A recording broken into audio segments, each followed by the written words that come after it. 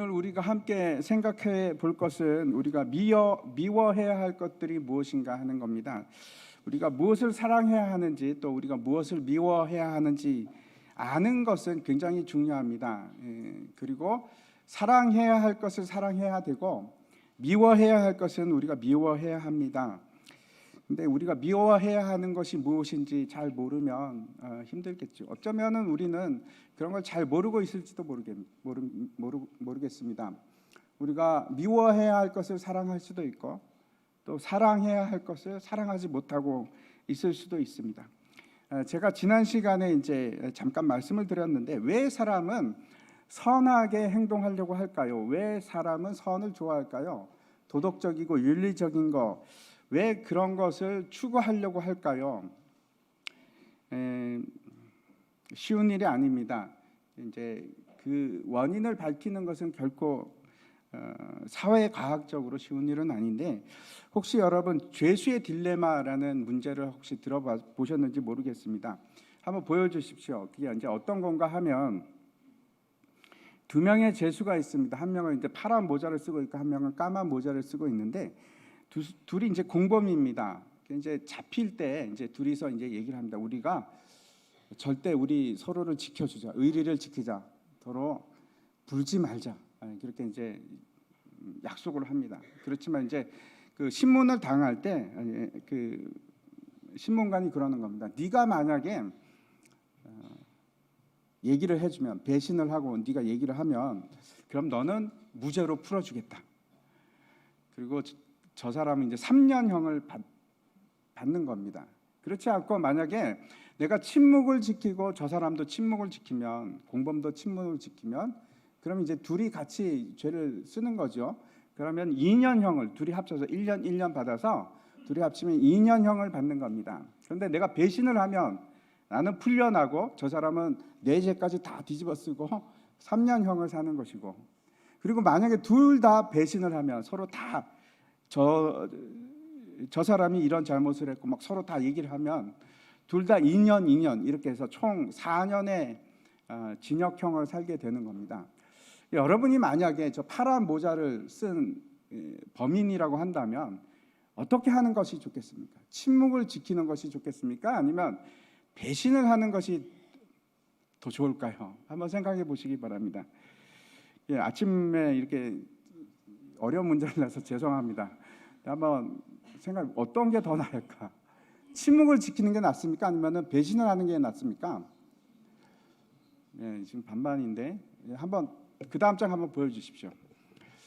잘 보시면 내가 파란 모자입니다. 근데 까만 모자가 침묵을 지킬 때 내가 역시 침묵을 지키면 1년형을 받습니다. 그렇죠? 근데 내가 배신을 하면 몇 년형을 받습니까? 예? 풀려납니다. 무죄입니다. 삶은 저 위에 있는 사람이 받는 거고 내가 이익이죠. 어떻게 해야 됩니까? 그럼 침묵을 지켜야 됩니까? 배신을 해야 됩니까? 저 사람이 침묵할 때 배신해야죠. 배신해야 됩니다. 침묵을 같이 지키면 나도 1년, 저 사람도 1년. 내가 1년을 사는 겁니다. 그렇죠? 배신하는 게 낫습니다. 배신하면 풀려나니까. 배신을 하는 게 맞고 그럼 저 사람이 배신을 했다. 그런 경우에는 나는 어떻게 해야 되는가? 나도 같이 배신을 하면 어떻게 됩니까? 2년형을 받습니다. 그런데 내가 저 사람이 불쌍해서 나는 침묵을 지키면 나는 몇 년형을 받습니까? 3년. 저기도 마찬가지입니다. 배신하는 게 더 낫습니다. 그래서 어떤 경우든지 상관없이 내가 침묵하는 것보다 배신하는 게 훨씬 더 나에게 유리합니다. 그렇죠?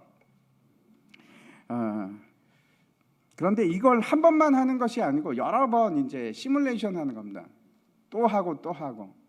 그렇게 하면 이제 어떤 것이 제일 가장 형량을 줄일 수 있을까? 전체 토탈 얘기하는 겁니다. 그래서 이제 하면은 돌려보면 시뮬레이션을 해보면 어떤 게 제일 나은가 하면 둘 다 이제 처음에는 다 그러죠. 약속을 하죠. 야, 우리 배신하면 안 돼. 의리를 지키자. 뭐 처음부터 우리 서로 배신하자 이런 말은 하지 않을 거 아닙니까? 둘 다 야, 우리 의리를 지키자 이렇게 하고 가도 처음에는 어떻게 하냐면 의리를 지키는 겁니다. 첫 번째는 침묵을 지키고 그 다음에는 저 사람이 배신을 하면 나도 배신을 하고 그 다음에 저 사람이 침묵을 하면 나도 관용을 베풀어서 침묵을 하고, 저 사람을 계속 따라하는 겁니다. 저 사람이 배신하면 나도 배신, 저 사람이 침묵하면 나도 침묵.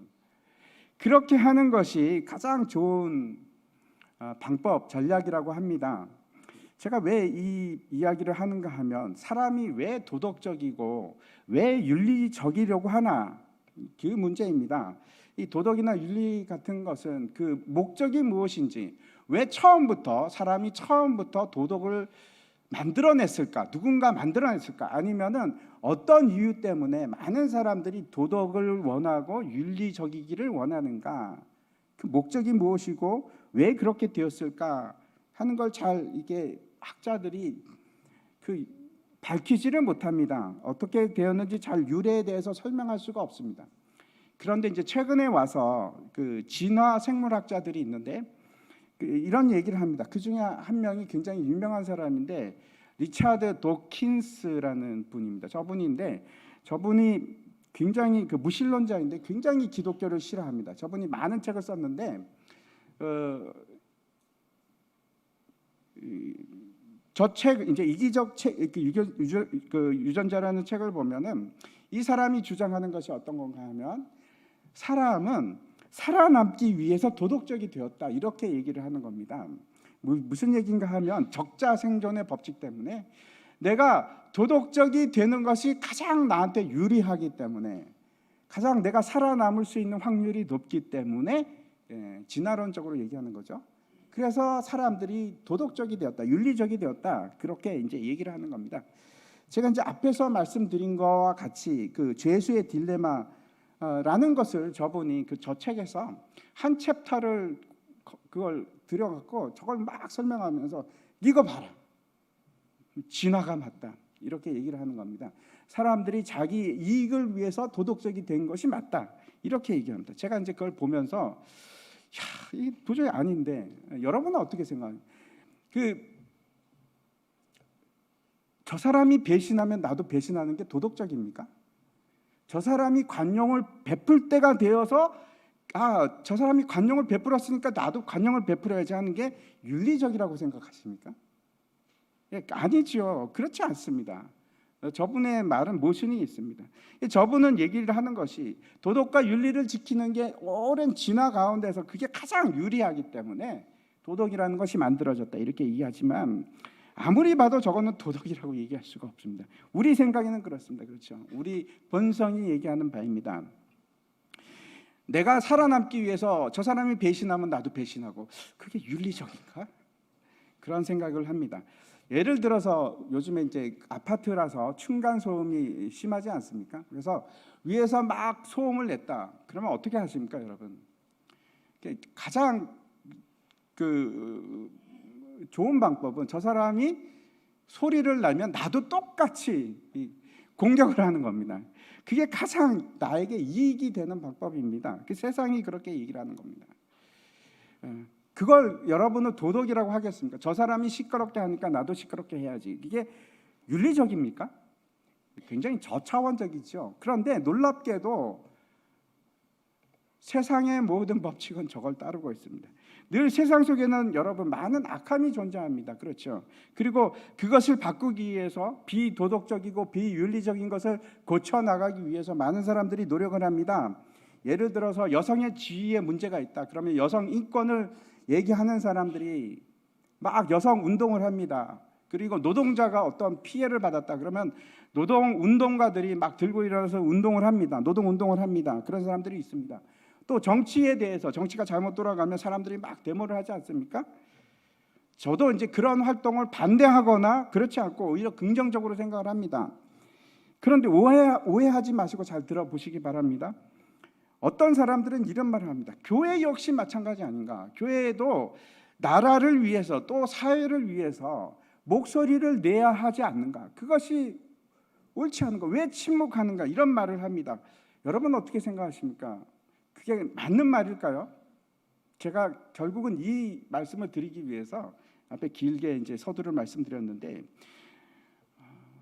다시 한번 생각해 보시기 바랍니다. 저 죄수의 딜레마를 생각해 보시면, 그리고 우리가 그 윤리를 도덕을 바로잡기 위해서 사람들이 하는 운동을 한번 생각해 보시기 바랍니다. 그게 정치적 운동이 되었건 페미니즘 운동이 되었건 아니면 노동 운동이 되었건 아니면 반부패 운동이 되었건 간에 그 가운데 뭐가 있습니까? 그 본질적인 요소는 핵심은 이익입니다. 나의 이익입니다. 물론 그 일이 자신의 목숨을 버리기까지 하는 그런 사람들이 있습니다. 그런데 그 역시 본질적인 면에 있어서는 다르지 않습니다. 자신의 집단의 이익이 그게 선이 되는 겁니다. 그래서 그 선을 위해서 내가 목숨을 버릴 수 있다. 예를 들면 독립운동입니다. 여러분, 독립운동 같은 것이 민족주의라든지 독립운동이 그 가장 핵심에 뭐가 있습니까? 나의 이익입니다. 나의 이익 또는 내 집단의 이익. 그래서 그걸 위해서는 내가 목숨까지 버릴 수 있다라고 생각을 하는 겁니다. 그게 선이니까. 이익이 선이기 때문에 그렇습니다. 그런 일들이 지금도 여러 군데에서 일어납니다. 예를 들어서 외교적인 문제에 있어서도 한국과 미국을 한번 생각해 보시기 바랍니다. 지금 막 이제 트럼프 대통령이 우리에게 막 굉장히 이익을 추구합니다. 왜 그렇습니까? 이익이 선이라서 그런 겁니다. 옛날에는 그렇지 않았지 않습니까? 미국이. 아니요. 그러니까 그걸 긴 텀으로 보면 똑같습니다. 트럼프 같은 경우는 아주 짧은 텀을 가지고 그렇게 얘기를 하는 것이고 다른 사람들은 긴 텀을 가지고 얘기하던데 어땠든지 그 가운데 본질은 뭔가 하면 우리나라의 이익이 되는가 아닌가. 왜? 그게 선이니까. 전혀 다르지 않습니다. 그것이 세상의 선과 악의 기준입니다. 우리도 그런 사람이었습니다. 우리가 선과 악을 어떤 기준에서 바라보았는가. 옛날에는 내게 이익이 되면 그게 선입니다. 나에게. 그리고 나에게 이익이 되지 않으면 악이고. 근데 지금은 다른 겁니다. 우리가 지금 악은 미워하고 선을 사랑하는 이유는 전혀 내 자신의 이익을 위한 그런 존재가 아니고 그런 것이 아니고 이제는 차원이 다른 얘기입니다. 우리가 말하는 선과 악은 세상이 정의하고 있는 선과 악이 다른 것이고 이제는 우리가 말하는 선과 악은 그 개념을 훨씬 뛰어넘은 것, 훨씬 더 높은 차원의 선과 악을 얘기하는 것입니다. 그래서 교회는 세상이 말하는 선을 위해서 활동하고 운동하고 그런 단체가 될 수가 없습니다. 제가 이제 최근에도 보면 이제 기독당 저는 개인적으로 반대합니다. 왜냐하면 교회는 그런 단체가 아닙니다. 그런 것을 지금 추구하는 것은 마치 우리가 다시 세상이 말하는 선과 악의 기준까지 내려가서 그 선과 악의 기준으로 내가 살아가겠다 하는 것하고 다르지가 않습니다. 무슨 말씀인지 이해하시기 바랍니다. 왜 그런가 하면 그게 아니고 교회가 하는 일은 복음을 전하는 일입니다. 왜 그렇습니까? 복음은 모든 믿는 자에게 구원을 주시는 하나님의 능력이 되기 때문에 복음을 통해서 진짜 선이 무엇인지 우리가 알게 되었기 때문에 복음을 통해서 새 생명을 우리가 얻었기 때문에 복음을 통해서만 사람이 본질적으로 변한다는 것을 우리가 알고 있기 때문에 세상을 바꾸는 방법이 다른 겁니다. 우리는 복음으로 합니다. 복음만이 사람을 바꿀 수 있기 때문에 세상이 말하는 선과 악을 세상이 말하는 도덕과 윤리는 우리가 보기에는 너무나 낮은 차원입니다. 그 핵심이 뭐라고요? 세상이 말하는 것은 자신의 이익입니다. 결국 따지고 보면 자신의 이익 또는 집단의 이익입니다. 전혀 다르지 않습니다. 그리고 그것이 얘기하는 것이 아까 도킨스 교수가 말하는 것이고 지난 시간에 우리가 이제 어떻게 하는 것이 하나님을 본받는 자가 되는가 하는 것을 우리가 살펴봤는데 하나님을 본받는다는 것은 결국 예수 그리스도의 사랑 가운데 우리가 행하는 것 그것이 하나님을 본받는 일입니다. 그 예수 그리스도의 사랑이 어떤 것이었죠? 우리를 위해서 하나님께 그 자신을 향기로운 제물로 드리고 희생 제물로 드린 것 그것이 예수 그리스도의 사랑이었습니다. 그리고 우리는 어떤 자가 되었는가 하면 그 사랑 때문에 우리도 다른 사람을 사랑할 수 있는 존재로 바뀌었습니다. 그게 복음입니다. 그리고 그것이 선입니다. 세상이 얘기하는 것하고 전혀 다른 것입니다. 그 얘기가 5장 1절과 2절의 말씀입니다. 그리고 오늘 본문은 이제 3절부터 시작을 하는데, 사실 우리가 가지고 있는 성경에 3절 한번 보여주십시오. 번역이 안 된 단어가 하나 있습니다. 그게 뭔가 하면 첫 단어가 번역이 안 되어 있는데, 그 첫 단어가 뭔가 하면 그러나라는 단어입니다. 우리가 함께 3절 말씀을 같이 읽어보도록 하겠습니다. 시작. 음행과 온갖 더러운 것과 탐욕은 너희 중에서 그 이름조차도 부르지 말라. 이는 성도에게 마땅한 반이라. 원래 시작은 이런 겁니다. 그러나 음행과 온갖 더러운 것과 탐욕은 너희 중에서 그 이름조차 부르지 말라라고 되어 있습니다. 그러나라는 단어가 사용되었다는 것은 우리가 잘 알고 있듯이 앞과 뒤가 극별하게 대조를 이루는 것입니다. 그렇죠? 대조, 완전히 다른 내용입니다. 그래서 앞에서는 사랑을 받는 자가, 받았던 자가 하나님의 사랑을 본받아서 그 사랑을 행하는 자가 되라, 이렇게 말씀을 하고 있는데, 이제는 우리가 사랑하면 안 되는 것에 대해서 얘기를 하시는 겁니다. 다시 말씀드려서 우리가 미워하고 증오해야 할 것들, 그것에 대해서 이제 3절부터 말씀을 하고 있습니다. 그래서 오늘 본문의 내용은 어쩌면 우리 마음이 좀 불편할 수 있습니다. 그러나 이것은 하나님의 말씀이고 우리가 반드시 이해해야 할 내용이기도 합니다. 먼저 로마서 12장 9절 말씀을 보면은 같이 한번 읽을까요? 시작. 사랑에는 거짓이 없나니 악을 미워하고 선에 속하라. 이 사랑에는 거짓이 없나니라는 것이 어떤 뜻인가 하면, 사랑이라는 것은 위선적이지 말아야 한다, 그런 뜻입니다. 사랑은 위선적이지 말아야 하기 때문에 사랑은 악을 미워하는 것이고, 사랑이라는 것은 선에 속하는 것이다, 이렇게 지금 말씀하시는 겁니다. 시편 97편에도 같은 말씀을 하고 있는데, 제가 한번 읽어보면, 여호와를 사랑하는 너희여 악을 미워하라. 그가 그의 성도의 영혼을 보존하사 악인의 손에서 건지시느니라.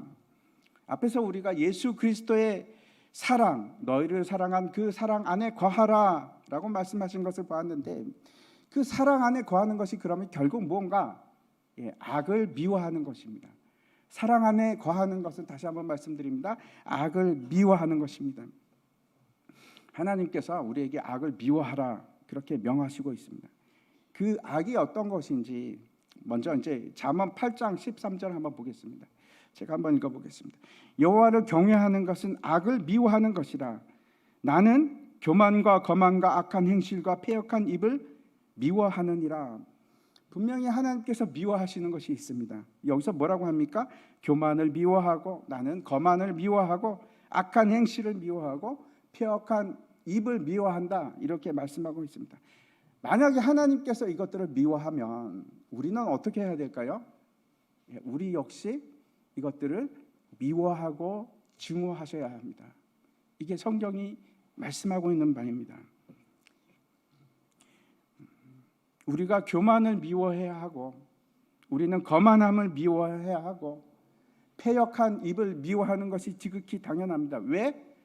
우리는 예수 그리스도의 몸된 지체가 되었기 때문에 그렇습니다. 예수님의 몸이기 때문에 우리는 미워할 수밖에 없습니다. 그게 당연합니다.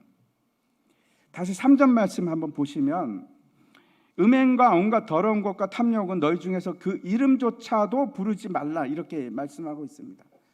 세상은 점점 더 쾌락주의로 그렇게 빠져들고 있습니다. 옛부터 그래 왔습니다. 근데 이 3절부터 이제 그 하는 거는, 말씀하고 있는 건 죄와 악에 대해서 말씀하고 있는데, 이것들은 1차적으로는 누구에게 보낸 말씀인가 하면 에베소 교회 교인들에게 보낸 말씀입니다. 그러니까 무슨 말씀인가 하면, 에베소 교회는 저런 음행이 있었고, 더러운 것들이 있었고, 또 탐욕이 있었던 사람들이 있는 겁니다. 근데 지금도 다르지 않습니다. 지금도 다르지 않습니다. 우리 중에도 이런 일이 일어나고 있습니다. 그래서 다시 한번 심각하게 이것을 우리가 살펴볼 필요가 있습니다. 어쩌면 우리가 이걸 너무 심각하게 생각하지 않을 수도 있고, 우리 자신이 스스로를 속여서 이 정도는 괜찮아, 뭐 다들 저렇게 하는데, 뭐 다들 저렇게 사는데, 뭐 이런 걸 뭐 요즘에 죄라고 하나 라고 할 수도 있습니다. 첫 번째 언급하는 것이 뭔가 하면 음행입니다. 음행이라는 것이 무언가, 헬라어, 이제 그리스어로 보면은 뭐라고 되어 있는가 하면 포르네이아라는 단어를 사용합니다. 포르네이아. 근데 이 포르네이아라는 것이 지금 그 포르노그래피라는 말이 여기서부터 나온 겁니다. 포르노, 같은 말입니다. 그래서 그 뜻이 뭔가 하면 모든 불법적인 성적인 관계를 얘기하는 겁니다. 이제 다시 말씀드려서 결혼 관계를 벗어난 모든 성적인 관계, 저걸 음행이라고 하는 것입니다. 예를 들어서 결혼하지 않은 사람들끼리 같이 성관계를 가지는 것 뿐만 아니고 동성애라든지 기타 여러 가지 모든 결혼이라는 범주를, 그 한계를 넘어선 모든 것입니다. 그걸 다 음행이라고 하는 겁니다. 제가 묻고 싶은 것은, 여러분은 정말 이걸 미워하고 계십니까? 미워하십니까?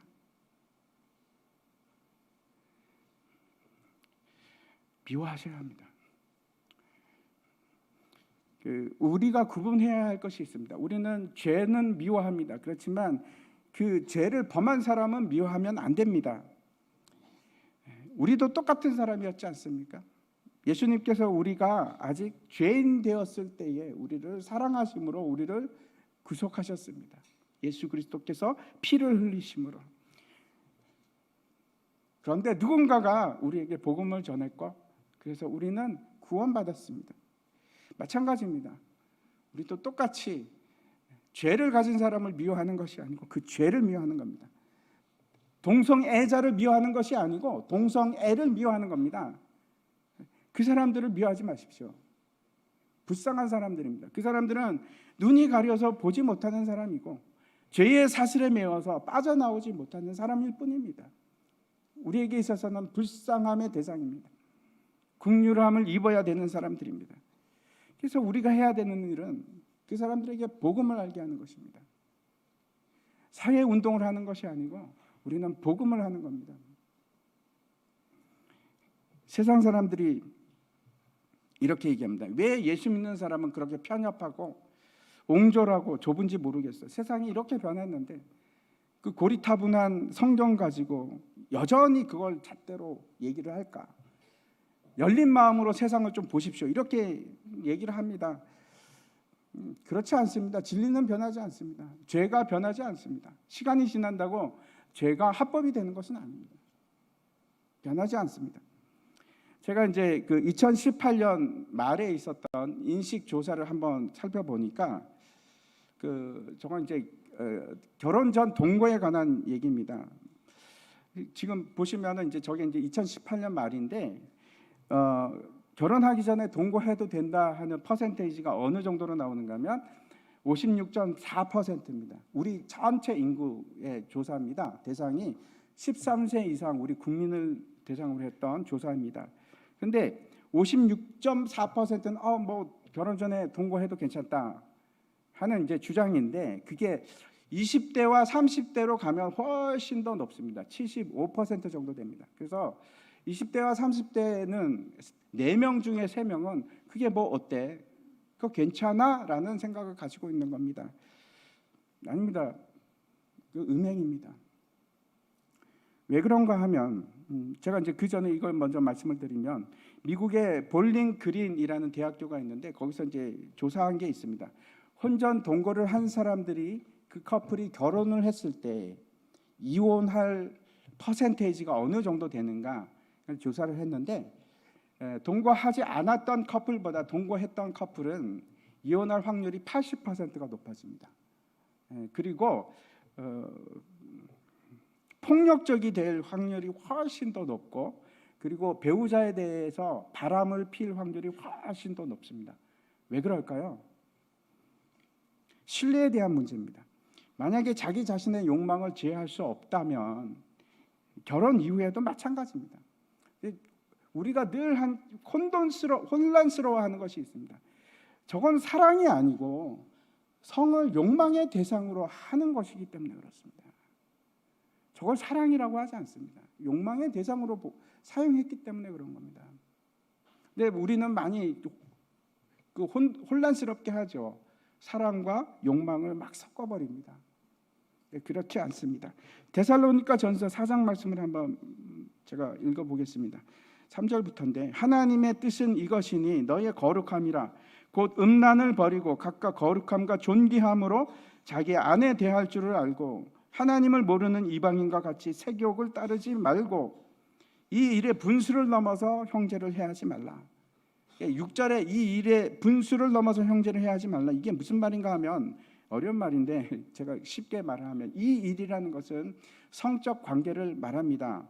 그리고 이 분수를 넘어서라는 말은 결혼 관계를 넘어선 관계를 얘기합니다. 결혼을 넘어선 일.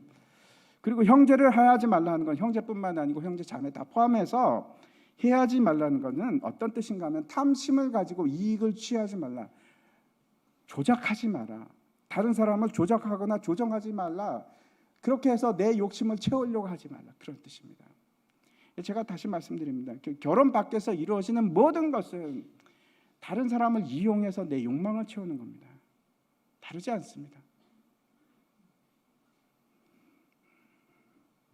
그리고 그런 일들이 너무나 우리 주위에 많이 있습니다. 언제나 일어납니다. 이제는 결혼 전에 관계를 가지는 것이 너무나 당연하고 부추기는 사회가 됐고 또 법적으로도 간음이라는 게 이제 없어지지 않았습니까? 합법적입니다. 간음이 합법입니다. 그게 불법이 아닙니다. 하지만 세상이 그렇다고 해서 우리도 그렇게 갈 것인가? 아니요. 성경은 뭐라고 하는가 하면 미워하라고 합니다. 그런 걸 미워하십시오. 음행을 미워하십시오. 다시 이제 3절 말씀을 보면 두 번째는 더러운 것을 말씀하고 있습니다. 3절에 더러운 것은 너희 중에 그 이름조차 부르지 말라. 이 더러운 것이라는 것이 뭘까요? 더러운 것은 단순히 깨끗하지 못한 것 이것을 얘기하는 것이 아니라 도덕적으로 불결한 것, 섞여 있는 것 이런 걸 얘기할 뿐만 아니고 특별히 제가 이제 용례를 막 찾아봤습니다. 용례를 찾아봤더니 다 뭐하고 관계가 있는가 하면 성적인 거하고 관계가 있습니다. 고린도전서 이제 7장 1절과 2절의 말씀을 보면 이렇게 되어 있습니다. 너희가 쓴 문제에 대하여 말하면 남자가 여자를 가까이 아니함이 좋으나 음행을 피하기 위하여 남자마다 자기 아내를 두고 여자마다 자기 남편을 두라. 여기 이제 가까이 아니함이 좋으나 이게 그겁니다. 이 더러운 것을 멀리하라 하지 말라 하는 뜻입니다. 손을 대다 하는 뜻인데 그러니까 결혼 관계를 떠나서 다른 이성과 접촉하는 거 하지 마라. 성적으로 그렇게 하지 말라. 이게 성적인 관계뿐만 아니고 음란한 거 여기 다 포함이 됩니다. 그거 다 더러운 것입니다. 하지 마십시오. 더러운 것을 하지 마십시오. 미워하십시오. 세 번째 등장하는 단어가 탐욕입니다. 탐욕이라는 것은 어떤 건가 하면 과도한 욕심을 얘기하는 것인데 또는 남을 이용해서 내가 뭔가 이득을 취하는 것, 이익을 취하려고 하는 것, 뭔가 얻어내려고 하는 것, 그 과도하게 취하려고 하는 욕망, 그것을 이 탐욕이라고 부르고 있습니다. 근데 그 대상이 음식이 될 수도 있고 아니면 돈이 될 수도 있고 명예가 될 수도 있고 심지어는 어떤 게 될 수 있는가 하면 남자나 여자가 될 수도 있습니다. 우리가 만약에 돈을 사랑한다고 하면 돈으로 살 수 있는 모든 것을 사랑하는 것하고 다를 바가 없습니다. 그래서 이 세 가지는 3절에 나오는 이 세 가지는 모두 무엇과 직간접적으로 연결이 되는가 하면 음란함과 음행입니다. 주의하십시오. 그거 미워하십시오. 그리고 하지 마십시오. 다 뭐하고 관계가 있는가 하면 하나님 외에 다른 것을 사랑하는 것입니다. 나의 이득을 취하기 위해서. 우리가 지난 시간에도 봤죠. 사랑은 유익을 구하는 것이 아닙니다. 사랑은 내 유익을 구하는 것도 아니고 진리를 떠나는 것도 아닙니다. 이거는 내 유익을 구하는 것, 욕망이라고 합니다. 하나님 외에 다른 사랑하는 것이라고 말합니다. 그리고 그것이 여기서는 특별히 음행과 관계가 있습니다. 계속해서 4절 말씀 보도록 하겠습니다. 4절 같이 한번 읽겠습니다. 시작. 누추함과 어리석은 말이나 희롱의 말이 마땅치 아니하니 오히려 감사하는 말을 하라. 이 세 가지는 모두 무엇과 관계가 있는가 하면 말하고 관계가 있습니다. 말하는 것. 첫 번째는 누추함이라는 말인데 이거는 알아듣기가 힘들죠. 누추함이 도대체 무슨 뜻일까? 우리말 중에 가장 비슷한 것을 고르라고 하면 어떤 걸까 하면 추잡스러움입니다. 추잡함. 그러니까 이건 말이나 행동에 있어서 굉장히 추잡스러운 것. 추하고 더럽고 부끄러운 것. 그런 걸 하지 말랍니다. 그런 말 하지 말랍니다. 두 번째 말씀하고 있는 건 어리석은 말인데 이건 도대체 뭘까요? 직역하자면 바보 같은 말인데 이게 무슨 말인가 하면 쓸데없는 말입니다. 쓸데없는 말. 아무런 생각 없이 내뱉는 말, 유익이 되지 않는 말. 여러분 그런 것이 죄가 된다는 거 알고 계셨습니까? 하나님께서 그거 싫어하시는 거 아십니까? 하나님이 싫어하니까 우리도 싫어해야 됩니다. 우리도 미워해야 합니다. 기억하시기 바랍니다. 쓸데없는 말, 생각 없이 내뱉는 말, 그거는 그리스도인들이 하는 말이 아닙니다. 경박한 말, 분별 없는 말, 그런 말을 하는 것이 아니고 우리 입에서 나오는 말들은 다 어떤 말이어야 되는가 하면 생각이 들어있는 말, 진리 안에 거하는 말, 그런 말을 하셔야 합니다. 그리고 이제 세 번째 보면 희롱하는 말, 이걸 하지 말라고 합니다. 희롱하는 말은 무엇일까요? 이 희롱하는 말이라는 것은 어떤 건가 하면 상스러운 말, 농담, 아니면 남을 저주하는 욕, 독설 이런 겁니다. 그리고 그뿐만 아니고 뺀질뺀질하게 돌려서 말하는 거, 그래서 상처를 주는 거, 그리고 둘러대는 말, 그런 거 미워하십시오. 우리의 사랑의 대상이 아닙니다. 그런 거 하면서 즐거워하지 마십시오. 미워하는 겁니다. 사람들 중에는 입에서 욕이 안 나오면 말이 안 되는 사람들이 있습니다. 마태복음 12장에서 예수님께서 말에 대해서 뭐라고 말씀하시는가 하면 제가 한번 읽겠습니다. 독사의 자식들아, 너희는 악하니 어떻게 선한 말을 할 수 있느냐? 이는 마음에 가득한 것을 입으로 말함이라. 선한 사람은 그 쌓은 선에서 선한 것을 내고 악한 사람은 그 쌓은 악에서 악한 것을 내느니라. 말이 그렇다는 겁니다. 내가 너에게 이르노니 사람이 무슨 무익한 말을 하든지 심판날에 이에 대하여 신문을 받으리니 내 말로 의롭다 함을 받고 내 말로 정죄함을 받으리라. 두려운 말입니다. 굉장히 두려운 말씀입니다. 무익한 말, 악한 말, 이거 다 심판받는답니다. 어떻게 하시겠습니까? 다시 이제 4절을 보면은 이렇게 얘기하고 있습니다. 누추하고 어리석은 말, 희롱하는 말을 하는 것이 아니라 무슨 말을 하라고 합니까? 감사하는 말을 하라고 합니다. 말에는 힘이 있습니다. 내가 입으로 감사하기 시작하면 내 마음도 감사함으로 차기 시작합니다. 말의 힘입니다. 감사하십시오. 이것이 그리스도인들이 하는 겁니다. 권사님들 참 오랜 신앙 생활하신 분들 뭐가 닥쳐도 그러지 않습니까? 감사합니다. 감사합니다. 그게 믿음이고 그게 신앙입니다. 항상 기뻐하라, 쉬지 말고 기도하라, 범사에 감사하라. 이것이 그리스도 예수 안에서 너희를 향하신 하나님의 뜻이니라. 기뻐하는 것이 하나님의 뜻이고 기도하는 것이 하나님의 뜻일 뿐만 아니고 범사에 감사하는 것, 모든 일에 감사하십시오. 상황이 바뀔 겁니다. 역경이 물러가고 내 마음이 바뀌고 진짜 감사가 될 겁니다. 감사하십시오.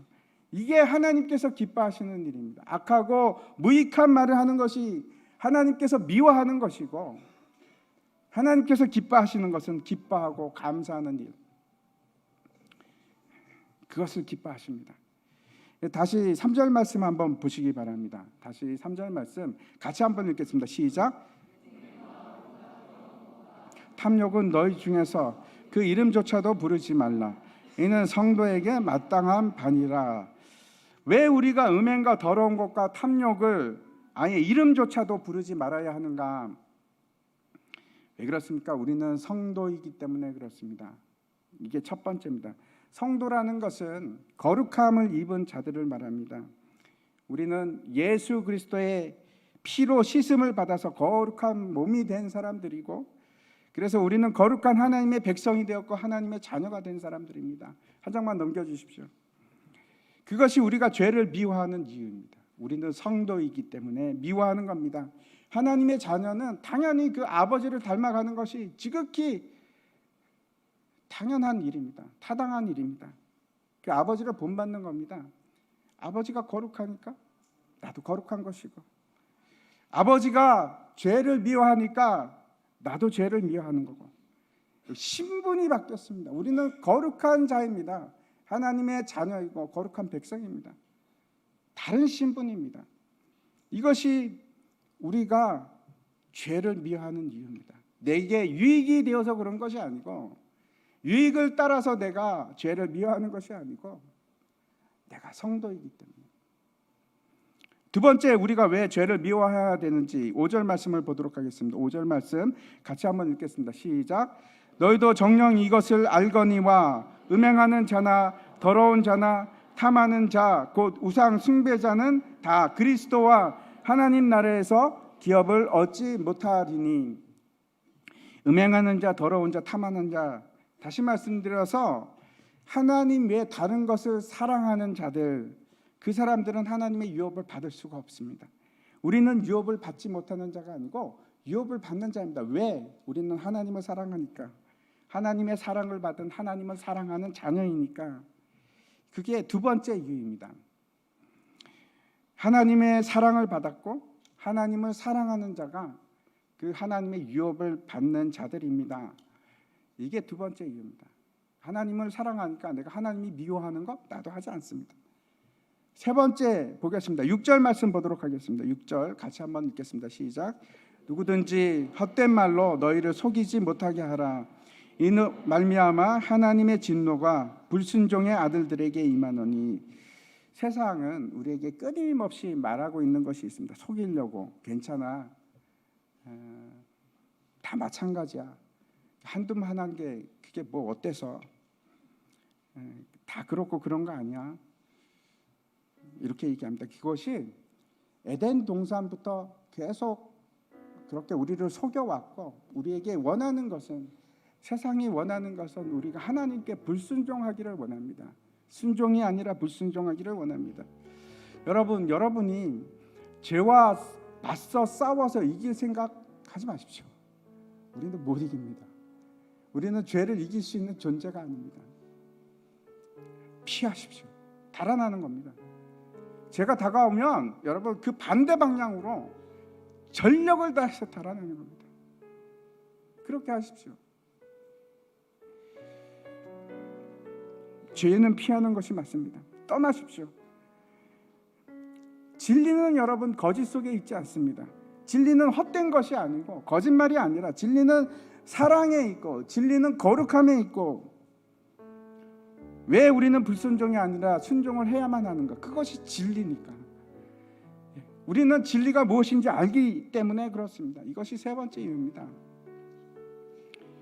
세상 사람들은 자신의 이익을 따라서 선을 택하기도 하고, 또는 자신의 유익을 따라서 탐욕 때문에 악을 택하기도 합니다. 근데 우리는 다릅니다. 우리는 악을 택하지 않습니다.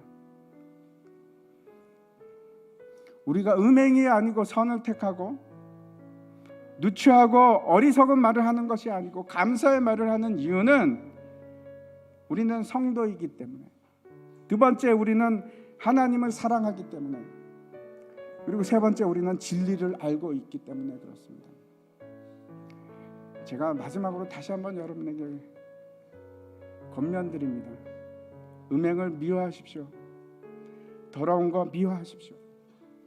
그리고 탐욕은 미워하십시오. 그것이 성도들이 마땅히 해야 할 바입니다. 다 함께 우리 일어나서 마지막 찬